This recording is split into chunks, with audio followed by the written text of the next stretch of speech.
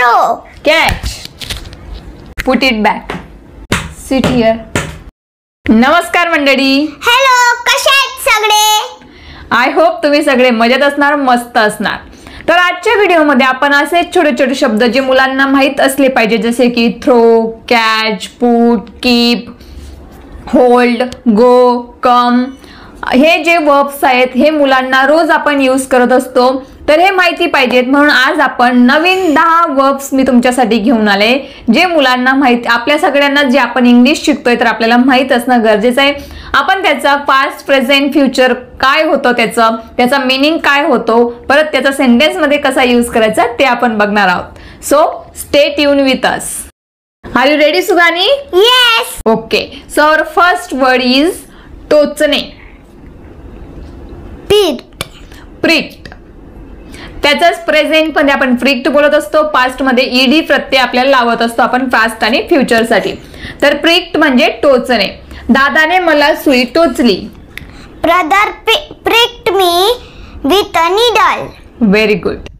Second is म्हणजे होडणे किंवा घासणे. त्यालाच इंग्लिश मध्ये काय म्हणतात Suhani? Drag, drag, dragged. ED प्रत्यय पास्ट आणि फ्युचर साठी लागत असतं. जसे की फॉर एक्झाम्पल, तुझे पाय घासू नको. Don't drag your feet. Table होडू नको. Don't drag the table. Chair घासत आणू नको किंवा चेअर होडू नको. Don't drag the chair. That's right. Next word is पडणे. Fall, fell, fallen. म्हणजे एखादी वस्तू खाली पडणे, आपल्या हातामधून पडणे, याला म्हणत असतो आपण फॉल, फेल, फॉलन. त्याचं पास्ट आणि फ्युचर फॉल, फेल, फॉलन असं आहे. फॉर एक्झाम्पल, चाकू जमिनीवर पडला. The knife fell on the floor. Good. The next word is पाळणे. म्हणजे एखादी वस्तू, पडणे म्हणजे काय की एखादी वस्तू आपल्याकडून न कळत पडते, पण मुद्दामून हातामधून सोडणे, पाळणे, त्याला म्हणत असतात ड्रॉप. काय असतं त्याचं present, future? Dropped. Dropped, dropped. Right. For example, त्याने चाकू जमिनीवर पाडला.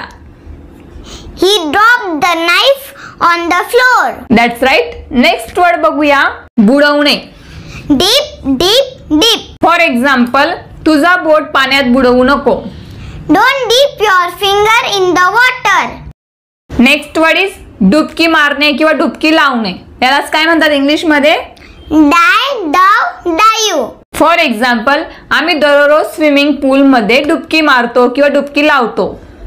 We dive in the swimming pool every day. Very good. आता आपला पुढचा शब्द आहे बुडणे. म्हणजेच याला इंग्लिश मध्ये म्हणतात Down. Drowned, drowned, drowned. ED लागवत असतो आपण. आता बघा, डुबकी मारणे, बुडणे हे काय आहेत? रिलेटेड वर्ड्स आहेत. तर काही काही वेळेस आपण कुठला वर्ड्स कुठे यूज करायचा त्यामुळे आपण कन्फ्यूज होतो.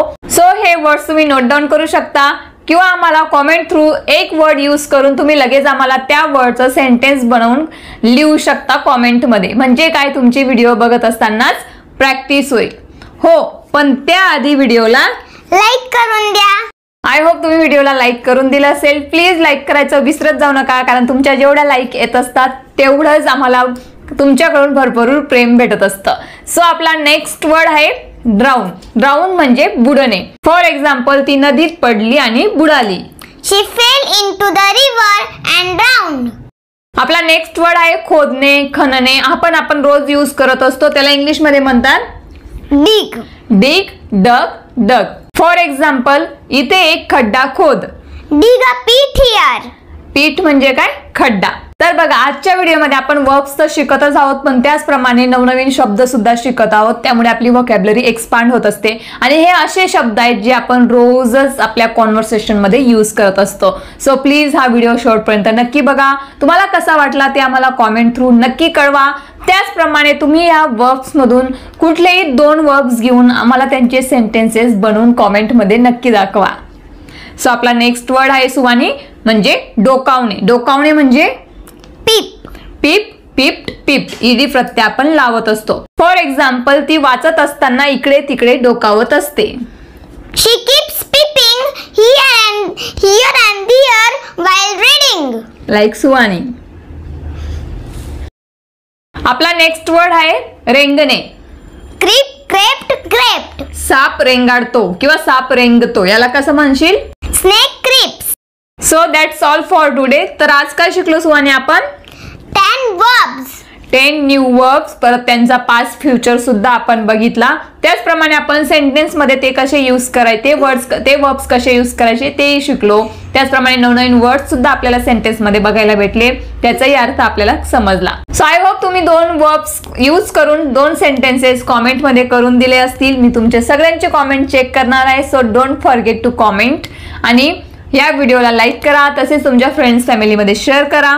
तसेच तुम्ही आम्हाला पहिल्यांदा बघत असणार तर आपल्या चॅनलला सबस्क्राइब करून द्या. थँक्यू. थँक्यू.